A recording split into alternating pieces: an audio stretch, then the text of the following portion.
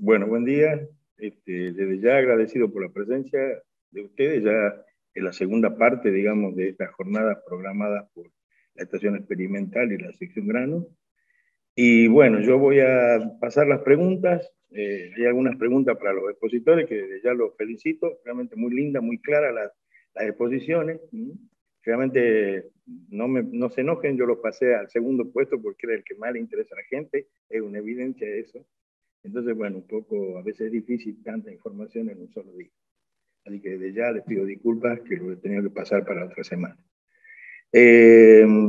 Vamos ahí con la Danielita, ¿sí? La primera pregunta. Que yo, a esto más que entenderlo como una pregunta, Daniela, lo entiendo como un concepto, digamos, pero no he visto... Pero bueno, dice, para el trigo con más tecnología, sería mejor no comparar el rinde de indiferencia con un rinde promedio de la provincia, digamos. A ver qué opinamos.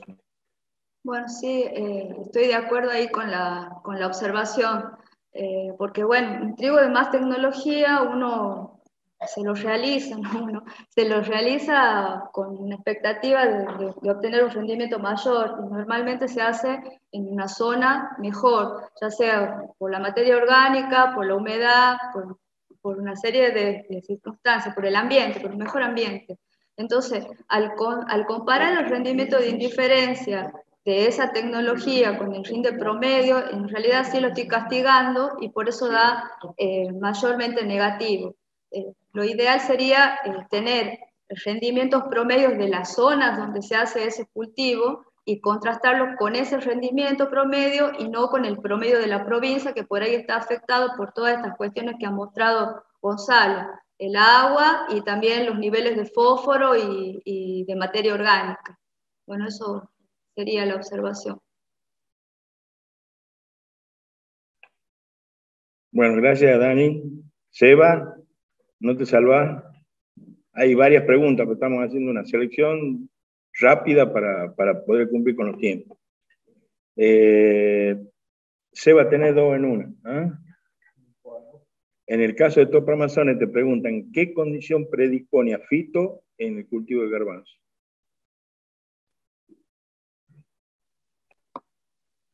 Bueno, como les comenté, el caso de Topramezone, es conocida la situación de las heladas.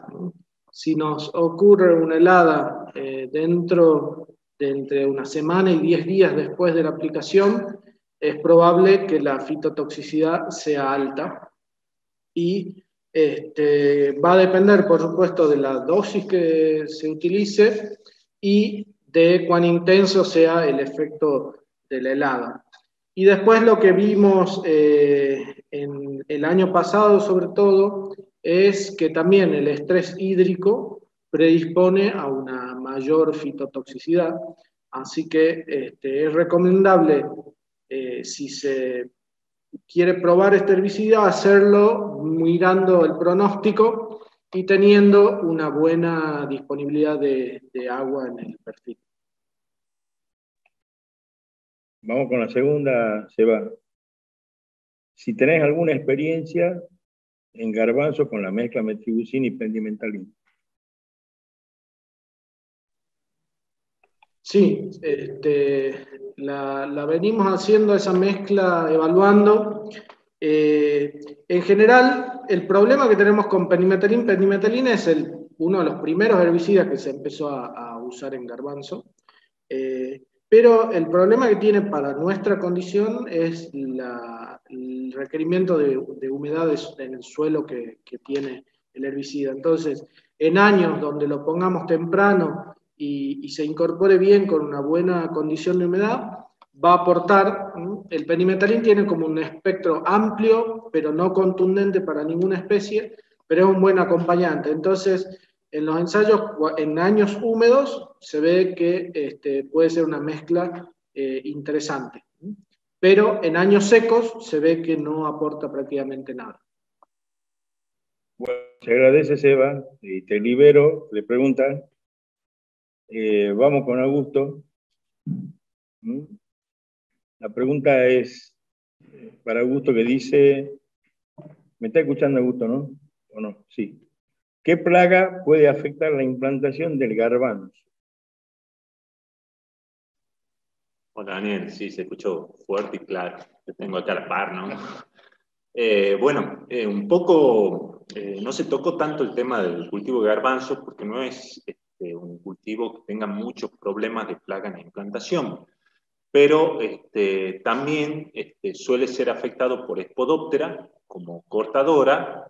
Si bien lo mencionaban en la presentación que Spodoptera tiene mucha preferencia por gramíneas, pero puede afectar también al cultivo de garbanzo. ¿Cuál es la ventaja, digamos, que tiene el cultivo? Que el garbanzo deja los cotiledones por debajo del suelo, por lo tanto, si la planta ha sido cortada por Spodoptera y tiene condiciones, va a volver a surgir. Obviamente no va a ser una planta normal, pero no la voy a perder. Te diría que los recaudos, digamos, en el caso de Spodoptera, también serían los mismos que los considerados para trigo, apuntando a lo que es el monitoreo en maleza, antes que yo vaya a definir el barbecho, el monitoreo en las etapas iniciales del cultivo para tratar de prevenir daños de corte de plántula en garbanzo.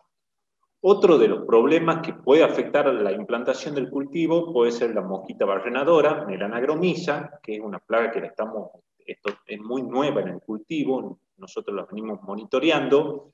El año pasado comenzó a aparecer en el garbanzo ya en etapa vegetativa un poco más avanzada, pero por el antecedente que hay en soja, puede ser una plaga que se instale, digamos, en etapas iniciales del cultivo.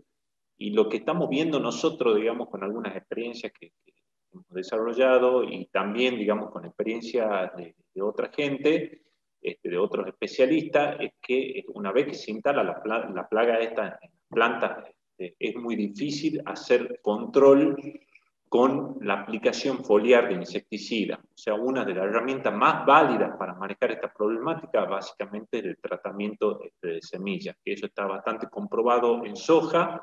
Como decía, nosotros el año pasado hicimos alguna experiencia de aplicaciones foliares y no tuvimos buenos resultados en lo que hace el garbanzo. Así que bueno, es un poco, espero que haya podido contestar.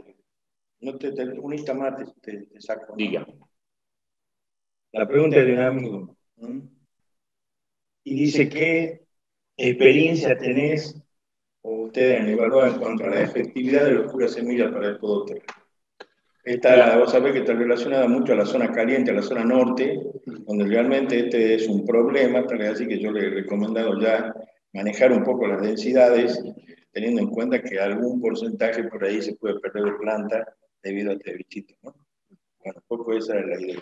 Sí, está buena la pregunta, digamos, porque a medida que nos vamos a latitudes más bajas, o sea, cuando nos vamos más al norte, la ocurrencia o la presencia de la plaga en el cultivo de trigo va a ser mayor por la condición de temperatura, hay más temperatura para que se desarrolle, y si bien lo que mencionaba, que no tenemos registrado, digamos, productos específicos para controlar Spodoptera a partir del tratamiento de semilla en trigo, tenemos alguna herramienta como la diamida o los carbamatos que pueden ayudar mucho.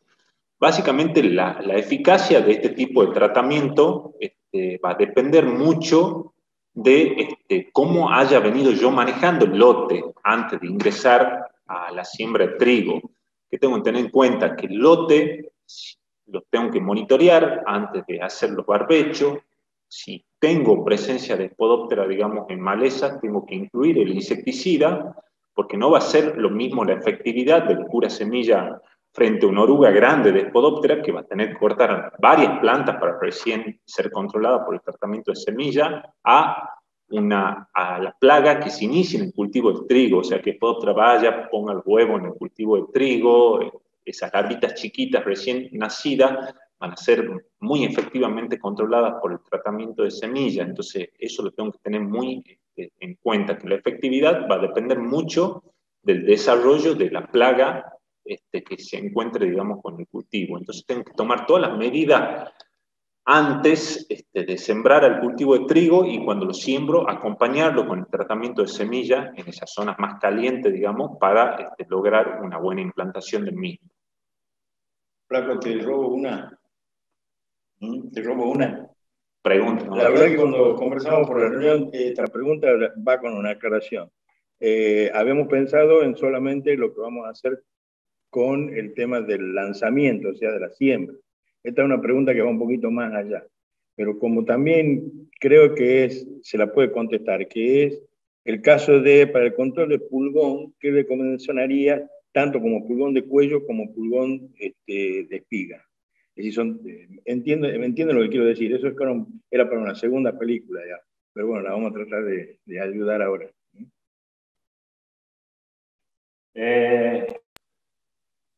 Bueno, con respecto a la consulta esa de pulgones en trigo, básicamente el tema del pulgón de cuello, un poco lo que tenemos que saber, que el tema del pulgón por lo general está muy asociado a situaciones o ambientes más húmedos, en donde yo tengo más humedad en el suelo, que es una condición predisponente para que ocurra pulgón del cuello.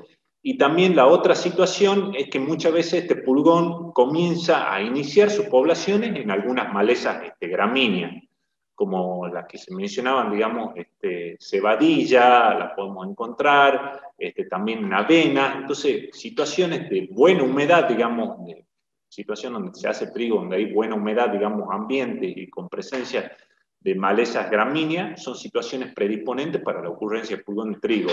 ¿Qué tenemos que usar en esas situaciones? Básicamente ir a un tratamiento de semillas, digamos, para controlar inicialmente la plaga. Ya que el pulgón del cuello se encuentra por lo general protegido, se encuentra por la zona del cuello de la plantita de trigo y por debajo en el sistema radicular, y ahí no llegamos con nada, digamos. Entonces sí o sí tenemos que ir a un tratamiento de semillas para tener un control inicial. ¿Y qué daño me va a producir? En caso de que yo tenga presiones altas de tipo de pulgón, voy a tener una pérdida importante de planta, o voy a tener un trigo en donde va a tener un desarrollo inicial un poco más lento, más retardado, que eso va a implicar que no se puede implantar de manera correcta. Esa es en cuanto a pulgón del cuello. Y después en cuanto a pulgón de espiga, por suerte hoy tenemos muchas herramientas para controlar este tipo de problemática. Tenemos muchos productos que son básicamente bastante efectivos, porque es un pulgón que está expuesto, y acá lo que tendría que remarcar es que cuando yo voy a definir alguna aplicación de pulgón para la espiga, tengo que seguir muy de cerca, digamos, con el monitoreo, la ocurrencia de parasitoides, porque el control biológico de pulgones en trigo es muy importante, digamos. Hay campañas en donde prácticamente no voy a usar aplicaciones para control de la espiga por todo el efecto del control biológico que me dan los parasitoides y los enemigos naturales que hay en el cultivo de trigo. Así que eso también es para considerarlo a la hora del monitoreo. Bueno, gracias, Flaco. Gonzalo, son como 10 las preguntas, te vamos a hacer 2. Porque la verdad que en todo caso que te consulten, estoy viendo a Gonzalo, en la consulta que sea directamente por mail a tu sección o por teléfono, al teléfono que figura, digamos, acá en la placa. ¿A partir de qué nivel de agua útil puedo considerar la siembra de garbanzo? ¿Hasta qué profundidad debo medir? Bien, Daniel. La verdad que nosotros tenemos experiencia en lo que es siembra de garbanzo como cultivo de servicio, y siempre hemos sembrado con valores cercanos a los 100 milímetros hasta el metro, y hemos obtenido rendimientos que fueron de los 2.500, 3.000 kilos de materia seca. Esto como cultivo de servicio, incluso en algunos casos, en Javicho el año pasado tuvimos rendimientos de hasta 4.500, 5.000 kilos de materia seca. Con respecto a grano, la verdad que esa pregunta ya no podría contestarla con precisión. Yo creo que esa decisión va a depender mucho obviamente de la empresa. De nuevo, cuál es el rol del garbanzo en el sistema que ellos están manejando. Y bueno, en base a eso poder llegar a una decisión. Pero si me pedí, o si me decís, ¿a partir de cuánto? La verdad, Lo que es grano, no, pero sí, reitero, con 100 milímetros de agua útil hemos tenido 3.000, 3.500, 4.000 kilos de materia seca como cultivo de cobertura en el cultivo de garbanzo. Muchas gracias. No tenemos tiempo ya de seguir con las preguntas, así que voy a entrar en hacer el agradecimiento y después algunos avisos parroquiales que son necesarios hacer. Dentro de la lista de auspiciantes, agradecer a los que nos apoyan para poder llegar a hacer esto poder llegar a ustedes, que es Atanor, Singenta, Vivero Quebrada de Lules, Agroorigen, Agros, Barenbrook, Don Mario Semillas, Vivero Citro, Proagro y Saca. Son las empresas que nos vienen acompañando y que nos acompañan hoy en este día. A su vez también, reconocimiento a todo lo que es el programa, a la gente que trabaja con nosotros dentro del programa, dentro del proyecto, tanto en trigo como en garbanzo. También agradecer a la gente de comunicaciones, que realmente han tenido un trabajo excelente, digamos, en los 2 días, y también a la gente de informática, ¿no es cierto? A mis compañeros, por supuesto, siempre les agradezco de la mejor manera posible todo el esfuerzo que hacen para acomodarse a lo que uno a veces decide. A la empresa Bruque, evidentemente, que nos acompaña también siempre, y dentro de lo que son, digamos, los avisos parroquiales, decir que la semana que viene, el día miércoles, el lanzamiento, digamos, hacemos el día de campo virtual que va a ocupar, digamos, el cultivo de soja dentro de lo que son las variedades que se están haciendo en Novera Pozo y a su vez todo el manejo de cultivo, que este año hay muchos ensayos. Eso va a ser en 2 partes. Una semana va a ser soja y la otra semana va a ser maíz y poroto. El día de campo de soja, el 14 de abril a las 9 horas, vamos a estar comunicados con ustedes si Dios quiere, y el día de campo de maíz y poroto va a ser el 21 de abril, siempre a las 9 de la mañana, en la modalidad virtual. También quería, digamos, anunciarles que está disponible ya en YouTube la parte número 1 de esta, digamos, de este ciclo de cultivos de invierno, donde ya lo pueden disponer. Los que no han podido asistir a la primera charla de la semana pasada pueden verlo ya, y esta de hoy va a estar disponible la semana que viene. Solamente de mi parte, yo no voy no voy a seguir hablando, digamos, porque siempre me dicen que hablas demasiado. Entonces, de alguna manera, lo que sí, toco algunos puntos los dejo en suspenso, ustedes los piensan, los razonan. Sobre el tema de la Daniela, el enfoque. La Daniela tuvo un enfoque final excelente cuando habla de los cultivos de servicio y fundamentalmente el sistema. Esto es algo que a esta chica le venimos escuchando hace mucho tiempo, a la ingeniera. Yo no sé si eso hay que empezar a medir, hay que empezar a ponerle un valor y realmente van a empezar a descubrir un paradigma nuevo que es un cambio para mí crucial para todo el norte. En lo que hizo Sabaté, prolijo, pero me gustó mucho lo del tema de carryover. Hay que tener bastante cuidado. Este año se viene usando mucho flex, mucho fomesafen, así es, Eva, en aplicaciones para ataco en soja, y sé que se han hecho en algunos casos entre 3 y 4 aplicaciones. Cuidado con ese residuo para trigo. Yo ya tengo experiencia en un año, con mucho daño en trigo, por un flex hecho en poroto. En lo del flaco, el flaco siempre le digo así porque es como un hijo mío, discúlpeme, ingeniero Camus, para mí usted es el flaco. Está el tema del monitoreo, me parece que lo nombró varias veces y es clave. Y en el caso de Gonzalo, Gonzalo es la llave del año, y él mostró al final una situación que preocupa, una situación que muestra muy bien el oeste con chances, el este con muy pocas chances, pero bueno, yo en mi capacidad de ser siempre positivo y pensar para adelante, esperamos todavía nos quedan unos días más para que nos caiga alguna lluvia, alguna salvadora, pero que no arruine la cosecha de soja, estamos pidiendo realmente mucho, pero de todas maneras sí creo que habría que evaluar muy bien qué es lo que está con agua, y dentro de eso pueden tener las 2 posibilidades.